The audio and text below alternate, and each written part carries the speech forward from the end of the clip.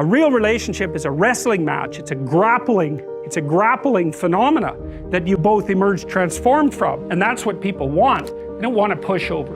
Not unless there's something wrong with them. Conflict avoided is conflict delayed and magnified. And so it was a cross-temperamental learning process for me.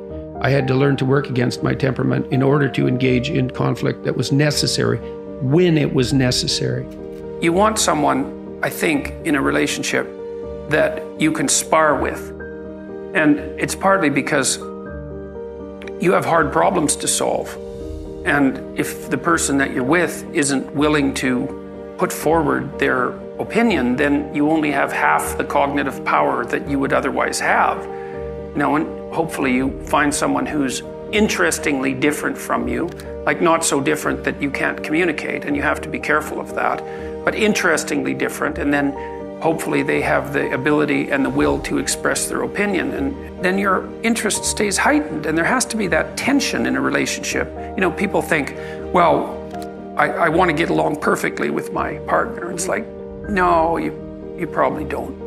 You just get bored, and then you go looking for trouble. And so you want a little bit of trouble in the relationship, and a little bit of mystery, and a little bit of combativeness, and the ability to exchange opinions forthrightly. And one of the rules was, and this has been a rule that Tammy and I have used in our whole relationship, is like, do not agree to something you don't agree to. Because the worst thing is you negotiate out a settlement and the person decides they're going to implement it, but really they're resentful about it because they didn't want to have any conflict, and then they're crabby about it every time they do it, and they do a terrible job, and they're irritated about it, and that lasts forever. If you can't run away, then you can solve your problems. Because it might be, okay, well, I'm stuck with you. So how about we fix things? Because the alternative is we're going to be in a boxing match for the next 40 years. That's the alternative. So, and you think you're going to fix problems without something like that hanging over your head? There isn't a chance. You'll just avoid them because that's what people do. I do believe that spark that's outside of voluntary control is a necessary precondition for a long-lasting relationship. I do believe, though, that if it's there, you still have to work very hard to maintain it. What do you want from a partner fundamentally? What do you want and need? You're blessed with the fact that you find each other attractive, and I think it's very difficult for the relationship to begin or proceed or sustain itself without that. Well, you want someone that you can trust, you want someone that you can build a view of the future with, and you want someone that you can negotiate with. And that's very hard to negotiate with people because they have to tell you what they think, they have to know what they want or figure it out, they have to tell you what they want, they have to be satisfied when they get what they want, which is also a very difficult thing to manage. And you have to continually update that because your life goes through different stages. And people also don't understand because they tend to think that all romantic interaction should be spontaneous.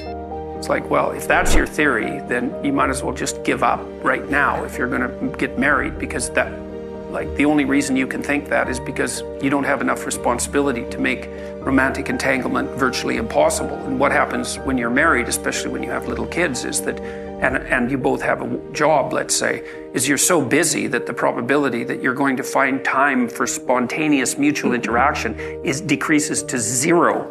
And so if that's what you're hoping for, then you're never going to have it. And so what you have to do is you have to make time for each other. And when you're establishing a relationship, well, you put some effort into it, you decide that you're going to go out for dinner and you dress up to some degree and, you try to present yourself to each other in some halfway mutually acceptable manner. But then people somehow think that once they're married that the same amount of effort isn't necessary, and that's wrong. I would say more effort is necessary on the same front, and you have to think it through. It's like, if you don't want to be bitter about the intimate element of your relationship, how much time do you have to spend together each week? And my rule of thumb, sort of derived from clinical observations, is that you need to spend 90 minutes a week with your partner talking.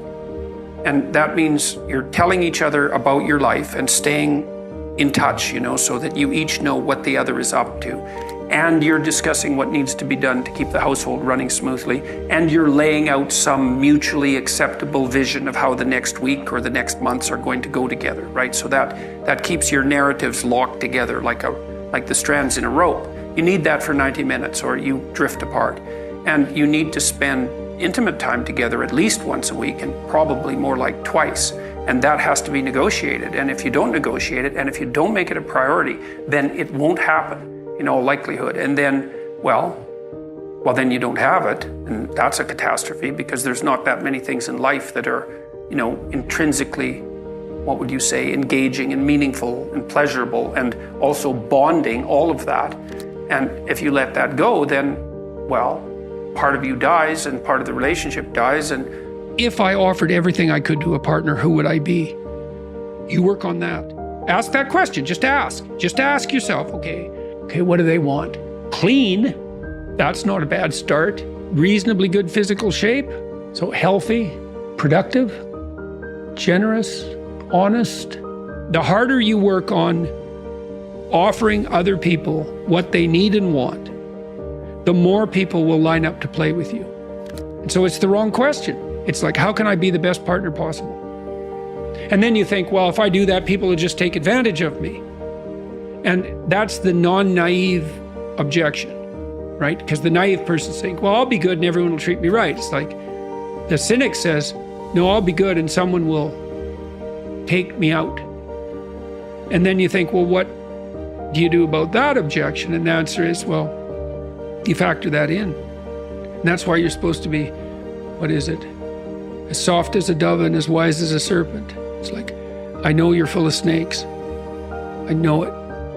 Maybe I know it more than you do. But we'll play anyways. What's so cool about that is that even though the person you're dealing with is full of snakes, if you offer your hand in trust and it's real, you will evoke the best in them.